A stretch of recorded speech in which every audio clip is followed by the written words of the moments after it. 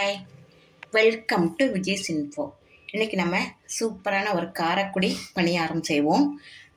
நல்ல டேஸ்ட்டாக இருக்கும். இதுக்கு பாருங்கள், நான் ஒரு 3/4 கிளாஸு நம்ம இட்லிக்கு போடுறோம்ல அந்த அரிசியும், 1/4 கிளாஸ் பச்சரிசியும், 2 ஸ்பூனு உளுந்தும் சேர்த்து நல்லா 4 மணி நேரம் ஊற வச்சு அரைச்சி ஒரு 8 மணி நேரம் சேர்ந்து புளிக்க வச்சுருக்கேன். பாருங்கள், இந்த அளவில் இருக்கணும். கொஞ்சம் குறன்னு இருக்கணும், ரொம்ப நைஸாக இருக்க வேண்டாம்.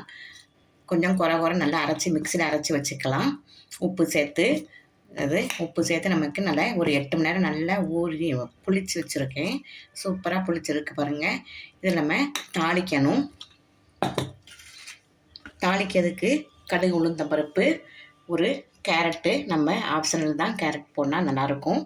குழந்தைங்களாம் சாப்பிட்றதுக்கு கேரட் சாப்பிட்ட மாதிரி ஆயிடும். அதனால் ஒரு கேரட் நல்லா திருவி வச்சுருக்கேன். ஒரு பெரிய வெங்காயம் பொடியாக கட் பண்ணி வச்சுருக்கேன். ஒரே ஒரு பச்சை மிளகாய் பொடியாக கட் பண்ணி வச்சுருக்கேன். 2 பூண்டு பொடியாக கட் பண்ணி வச்சுருக்கேன்.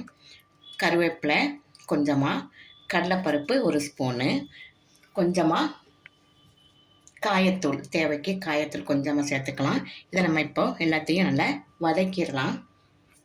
இப்போ அடுப்பில் கடாயை வச்சுருக்கேன். கடாய் நல்லா சூடாயிடுச்சு. இதில் ஒரு 2 ஸ்பூன் நல்லெண்ணெய் விட்டுக்கலாம். நல்லெண்ணெய் விட்டு தாளித்தா தான் சூப்பராக இருக்கும்.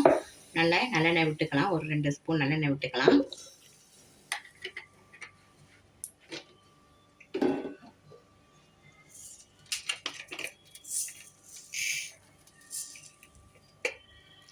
கொஞ்சமாக எண்ணெய் நல்லா காஞ்சிருச்சு. கொஞ்சமாக கடுகு விட்டுடலாம். கடுகு வெடிக்கட்டும்.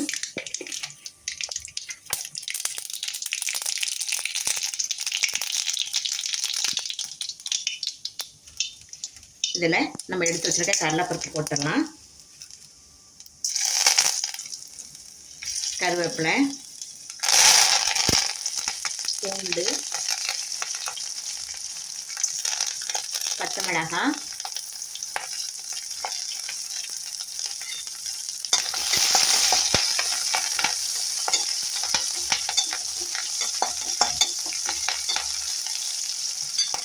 நம்ம எடுத்து வச்சுருக்கிறேன் பெரிய வெங்காயம். இது அப்படியே பச்சையாக போடலாம். ஆனால் வாயில் தட்டுப்படும், குழந்தைங்க சாப்பிட முடியாது, பெரியவங்களும் சாப்பிட முடியாது. அதனால் கொஞ்சம் வதக்கிட்டு போட்டோம்னா மாவோட நல்லா கலந்துரும். நல்லா வெந்தால் ஈஸியாக சாப்பிட்றதுக்கு நல்லாயிருக்கும். அதனால் நம்ம எல்லாத்தையும் வதக்கி போடுறோம். நல்லா வாசமாக இருக்கும் வதக்கி போடுறப்ப.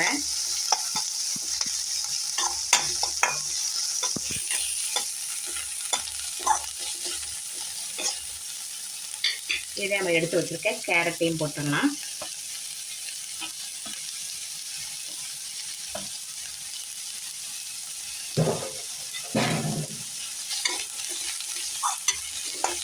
மாவில் நம்ம உப்பு சேர்த்து தான் கலக்கி வச்சுருக்கோம்.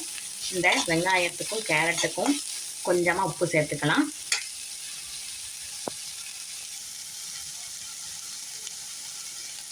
இந்த வெங்காயத்துக்கு உப்புக்கு மட்டும் உப்பு சேர்த்துக்குவோம். வெங்காயம் கேரட்டுக்கு மட்டும்.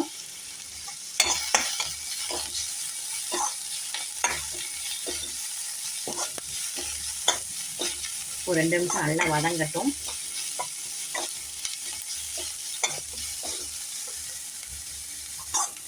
நல்லா வதங்கிடுச்சு பாருங்கள். இப்போ நம்ம ஸ்டவ் ஆஃப் பண்ணிடலாம். இதை எடுத்து மாவில் கொட்டி கலக்கிடுவோம். பாருங்கள், நல்லா வெங்காயம் கேரட் எல்லாம் நல்லா வதக்கியாச்சு. இது கூட நல்லா கலந்துருவோம். கொஞ்சமாக பெருங்காயத்தூள் போட்டு கலக்கிக்குவோம். ஜீரணத்துக்கு நல்லாயிருக்கும். அதனால் கொஞ்சமாக பெருங்காயத்தூள் விட்டுக்கலாம். இப்போ எல்லாத்தையும் நல்லா கலந்துருவோம். நம்ம வதக்கி போட்டோம்னா நல்லா மணமாகவும் இருக்கும், டேஸ்ட்டும் சூப்பராக இருக்கும் பச்சையாக போடுறத விட. அதனால தான் வதக்கி போட்டிருக்கோம்.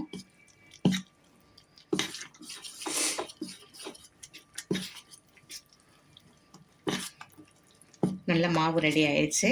இப்போ நம்ம பணியாரம் சுடுவோம்.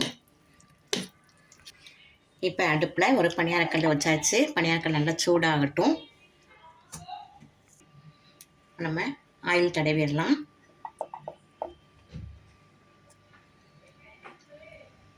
இந்த ஆயிலில் நிறைய பிடிக்காது காரப்பணியாரனால.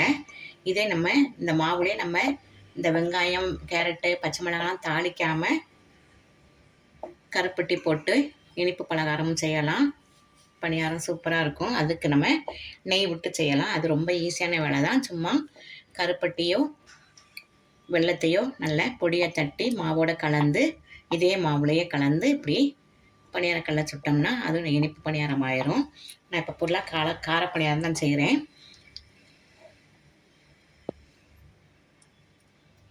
நல்ல கல் சூடாயிடுச்சு பணியாரக்கல்.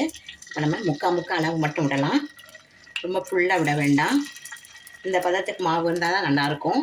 ரொம்ப தண்ணியாக விட்டுறாதீங்க, ரொம்ப கெட்டியாகவும் இருக்க வேண்டாம். கெட்டியாக இருந்தால் பணியாரம் கல் மாதிரி இருக்கும்.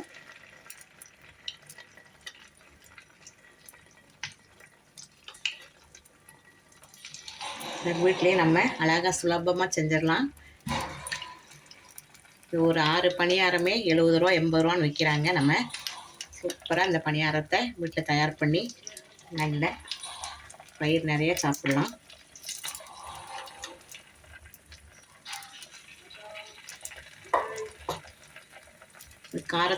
கார சட்னியும் சூப்பராக இருக்கும், தேங்காய் சட்னியும் சூப்பராக இருக்கும்.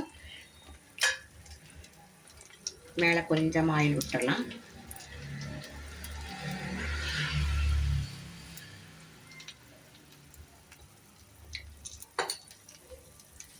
நல்லா ஒரு 2 நிமிஷம் வேகட்டும். வெந்த பிறகு திருப்பி போடலாம். இப்போ நம்ம ஒரு பக்கம் திருப்பி போட்டுடலாம். பாருங்கள், நல்லா சாஃப்டாக இருக்குது. நல்ல மாவு 8 மணி நேரம் புளிச்சாதான் மாவு இவ்வளோ சாஃப்டாக வரும். இல்லாட்ட இவ்வளவு சாஃப்டாக இருக்காது, கல் மாதிரி இருக்கும். நம்ம எல்லாமே வதக்கி போட்டதுனால மாவுக்குள்ளே நல்லா சேர்ந்து ஒன்றுமே வெளியே வராமல் நல்லா இருக்கு பாருங்கள்.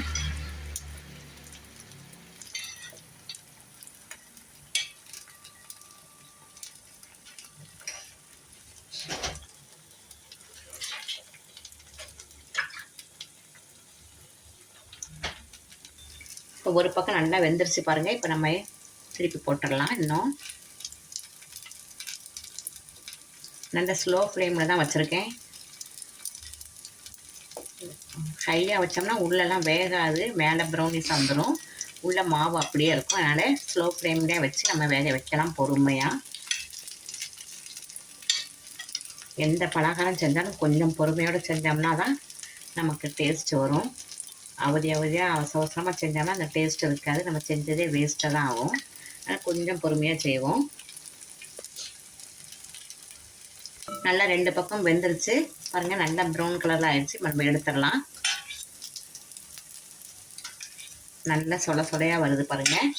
மாவு கரெக்டான பதத்துக்கு 2 ஸ்பூன் மட்டும் உளுந்து, ஒரு 1/4 கிளாஸ் மட்டும் பச்சரிசி சேர்த்துட்டு 3/4 கிளாஸ் நம்ம இட்லி அரிசி போட்டிங்கன்னா கரெக்டான பதத்துக்கு வரும். அது மாதிரி ஹை ஃப்ளேம்லேயும் வைக்கக்கூடாது. 8 மணி நேரம் கரெக்டாக புளிக்க வைக்கணும். எல்லாமே பர்ஃபெக்டாக இருந்தால் சூப்பரான பணியாரம் ரெடி ஆயிரும். இந்த காரக்குடி பணியாரத்துக்கு நல்ல தேங்காய் சட்னி ரெஸ்டாரண்ட் ஸ்டைலில் நம்ம அரைச்ச ஒரு தேங்காய் சட்னி ரெடி ஆயிடுச்சு. இதோட வீடியோ நம்ம ஒரு வீடியோவில் போட்டிருக்கேன், நீங்கள் வேணுன்னா பார்த்துக்குங்க. இந்த ரெசிபி உங்களுக்கு பிடிச்சிருக்கும் பாருங்கள். ரொம்ப சூப்பரான ஒரு பணியாரம் நல்லா அழகாக ரெடி ஆயிடுச்சு. நல்லா உருண்டையாக சூப்பராக இருக்குது பாருங்கள். ஒட்டாமல் நல்லா வந்திருக்கு. இந்த ரெசிபி உங்களுக்கு பிடிச்சிருந்தோம். நீங்கள் இதுக்கு தேங்காய் சட்னிக்கு பதிலாக மிளகாய் சட்னி அரைக்கலாம், சூப்பராக இருக்கும். அதுவும் நல்ல டேஸ்ட்டாக தான் இருக்கும். நான் இன்றைக்கி தேங்காய் சட்னி தான் அரைச்சிருக்கேன். இந்த ரெசிபி உங்களுக்கு பிடிச்சிருக்கும். பிடிச்சிருந்தால் லைக் பண்ணுங்கள், ஷேர் பண்ணுங்கள், சப்ஸ்கிரைப் பண்ணுங்கள், பெல் ஐக்கானை தட்டி விடுங்க. மற்றும் ஒரு நல்ல ரெசிபி உங்களை சந்திக்கிறேன். பை.